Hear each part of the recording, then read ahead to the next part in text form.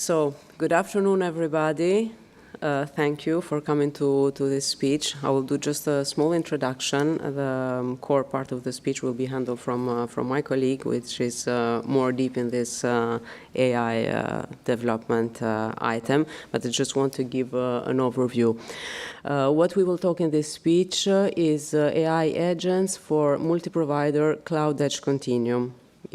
Seems a very, very long title, but we will explain it in the meantime. My name is Gentiana Canga, and I work for Reply. I'm a senior bio business unit manager there, and as I said, I'll do this speech together with... I'm Paolo Fasano, and I'm AI consultant inside this project. Yeah. Just taking a look, what we will talk about, we will just explain what our company does, which are our services, what we are doing in this IPCI program, which is a huge European program, the use cases that we will deliver there. We will talk about our multi-domain orchestrator and the AI benefits that we see currently in resource orchestration from a business point of view. Then I will hand over to Paolo. Yeah, I will speak about our workflow and our two main families of agents that we are developing as of now. Yeah. Let's get started. So Reply is a company that has been founded in Italy in 1996, so it's almost 30 years that we are in the market. As you can see in the graph in the left part of the slide, our growth, I would say, is pretty wonderful, and we reach 2.5 billion of euros revenue yearly. We are 16,000 employees worldwide, located in 38 countries. What kind of service do we offer to our clients? There's a lot of titles that you see there. We are a system integrator, mainly. Our main focus and our mission from the CEO of the company is to focus on the most innovative items in the market in order to release to our customers what in the specific industries and technologies is the most evoluted path in that moment. So this is our main focus, and we are trying to work on it. Exactly for this, our kind of DNA on innovating and not simply doing integration without innovating anything. We had the opportunity to participate to this tender launched from the European Commission some years ago, because it took a long time, and we were among hundreds of companies that participated in the whole Europe, and very proud to have been chosen as a direct partner on EPCI. What is EPCI? It stands for Important Project of Common European Interest, and this specific one has the aim to build a cloud infrastructure service for all Europe. In this project, obviously, we are collaborating with other main partners. We are also here people from Deutsche Telekom, from Telecom Italia, Telefonica, on other direct partners, so it's a huge program. And we strongly believe that it will strengthen the collaboration beyond the different industries, and it will bring benefits to European corporates, but also to the end users, so the citizens. With this being said, as Reply, we will deliver some main use cases within this IPCI program. Those use cases are all coordinated from our multi-domain orchestrator. This orchestrator is a native agentic platform which enables innovative use cases, and I will bring just some examples here from different markets. Intelligent user interaction and communication. This has several applications in healthcare or other kind of alarms or communications toward the end users.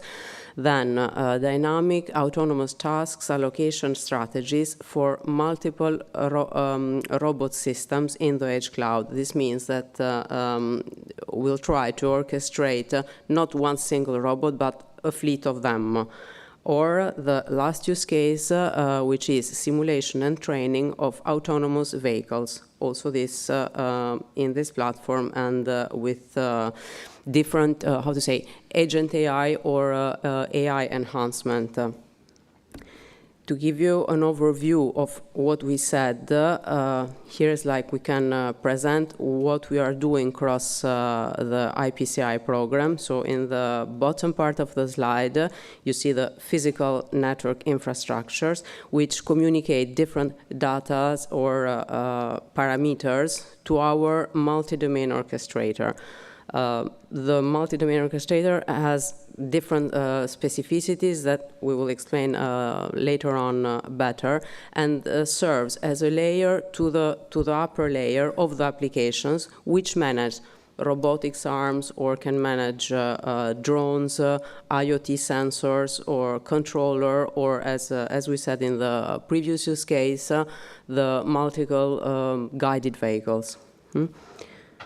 So this is just a recap of the picture. And coming now from a business point of view to what are the benefits on the resource orchestration that we start seeing while we are still implementing the program, because it's not yet finished, obviously. We see some points that it's important already to start saying, no? So the orchestrator is built, in this case, to manage any kind of network, can be fixed network, satellite, mobile, etc. And in the same time, it can manage different kind of applications. This because we start the implementation as a microservices, with a microservice architecture. So this helps us to be fast in implementing more or less things based on the necessities and in the use cases. The solution is clearly a fully software solution and helps to simplify the difficult and complex network behavior or applications behavior. So instead of taking care of a specific application, we abstract a little bit on it, and we realized this through the orchestration. Putting on top of this the AI agents, we reach different level of advantages. So the operations are 88% faster than the standard industrial behavior, and we reduce by 97%, which is obviously a huge number, the manual user inputs. This obviously brings us also to the point that we eliminate human errors, because then we have communication machine to machine. And last but not least, with one single command that we need, and we interpret it by an AI agent, it means that to communicate with a robotic platform or a more specific platform, we don't need anymore to have a super skilled operator, because using a communication through the AI agents simplify this, and so we can have also less knowledgeable users that are currently needed in the industry. This just as a recap, and I would leave now the stage to Paolo. Okay, thank you, Gentiana. Okay, now that we know what's our objective and what we want to actually do, I want to show which is our architecture to reach this result. Basically, this is a simplified version of our whole architecture, because of course, in the whole architecture, we've got a lot more components, but for this time, let's take a look at these three different parts. You have the end-to-end orchestrator, central orchestrator, and local orchestrator. In the end-to-end orchestrator, what you have got is that receiving a user input or a machine-to-machine request, the end-to-end orchestrator is responsible to understand what the user actually wants, where he wants to place it, but not in the edge sites, but simply understanding, do you want to federate with someone, with another partner, or do you want to work on your own system, on your own edge sites? Then, once the end-to-end orchestrator knows this information and extract a little bit more information that we will be seeing in just a second, it will have the central orchestrator time. The central orchestrator is responsible to manage different clusters. Every cluster is then created as a local orchestrator, which will in time manage every edge site. But the central orchestrator will decide, okay, you have got to, for instance, federate with your partner. That partner has got 30 different clusters. Which of the clusters should I use? Where should I put the applications that you requested? And in the end, we've got the local orchestrator. The local orchestrator receives the information, deploys the application on a specific edge site inside a cluster, and keeps monitoring those applications in order to decide where to move the things if needed. Now, I know it sounds very complicated, but to do this, we have decided to embed AI inside our architecture. We did not start creating the architecture first and then creating the AI, but we use the AI as building blocks. Here in this example, we've got two different family of AI agents which we are developing, which is Lane and Raptor inside the end-to-end orchestrator and central orchestrator. So let's see what those two families do. Starting from Lane. Lane is our language-to-action neural engine. Its objective is to understand what does the user want, what the request from user means. For instance, does he want to deploy an application, a set of applications? Does he need just information on how the system works? Does he need this information to be in English or in another language? Does the application that I, as AI agent, provide the ones that he actually wants to use? And finally, what is the actual operation that you need to do? A deployment, undeployment, migrate operations or informations around? And are there any filters or specific machine requirements that the user needs? Then we've got Raptor. Raptor is our enforced agent for placement and targeted optimal routing. What this means is that Raptor is the one component responsible in not just understanding where should I place this application based on the machine requirements, but on a forecasting of what these requirements will mean in terms of energy consumption, CO2 production, and in general on all those information and filters that the user requested. Now, to do this, we've got an updated version of our architecture where we can see a little bit more in depth what are the agents that we are developing.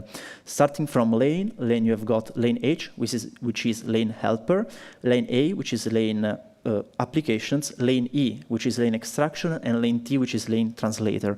Lane H is a RAG with function calling, which will either help the user in the use of the system. So for instance, the user could ask, how could I create a proper prompt for the system? What should I ask the system if I want to do this?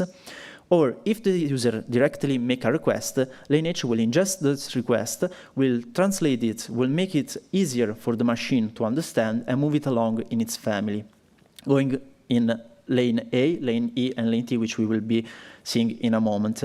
As you can see from the list of AI agents for Lane, they are all large language model based.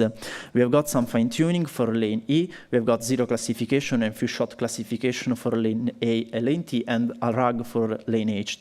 While Raptor, there is based on a long short-term memory because, of course, it needs to forecast what the use of a specific application will be and what this application will do if deployed on a specific machine.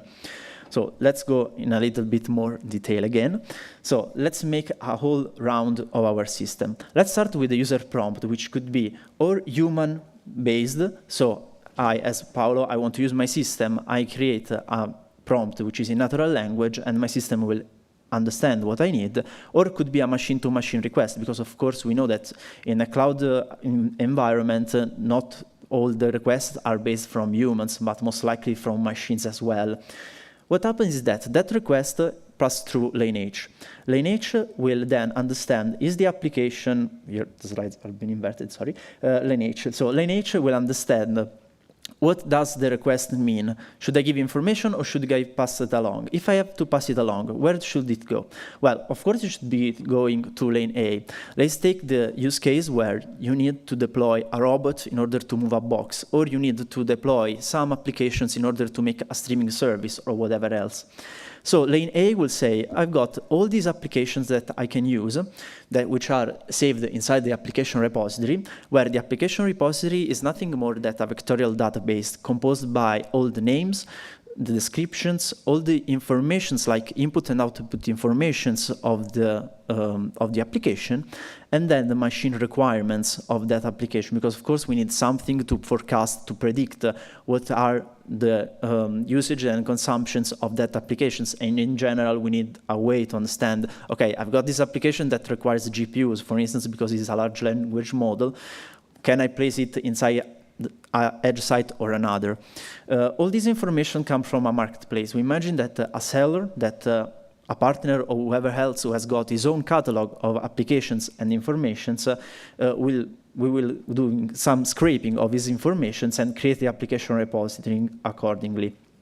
Those information are then passed along to lane application, and after that lane application reads all this information and the user prompt, it will say, okay, you need to move a box, for instance. You will need multiple applications because we don't want to solve the problem of deploying for a single application, but what we want to do is to resolve entire use cases.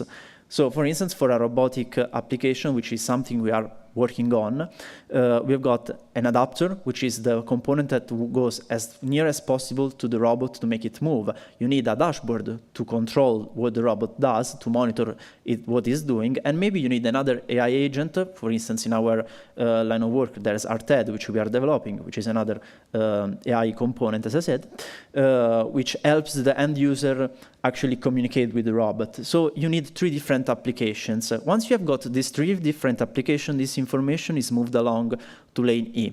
Lane E, which is lane extractor, will actually say, okay, now you've got these applications. Do you need to deploy them? Are they already deployed, so you just need to move them along somewhere?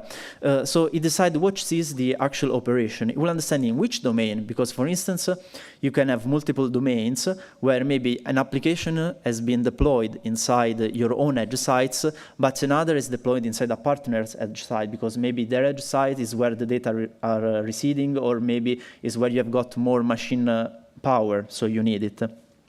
Then it doesn't have any explicit machine requirements. For instance, as a user, I could ask the system, okay, I need 500 gigabytes of RAM, for instance, because my application is incredibly powerful. So now that you've got the information of where to deploy, meaning where in a federated or personal edge site, what to deploy, because we've got a list of applications, now we can actually move along our system. So what we have got there is that the intent builder will take all the information from the lane family, will create a system to, a file to understand what actually it needs to be deployed, undeployed, and so on and so forth, and move them along to the LCM operator. The LCM is lifecycle management operator, which will then package this information again and send them forward in our pipeline.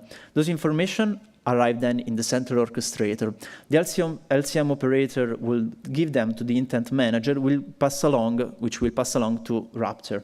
Raptor is composed of 2 different components.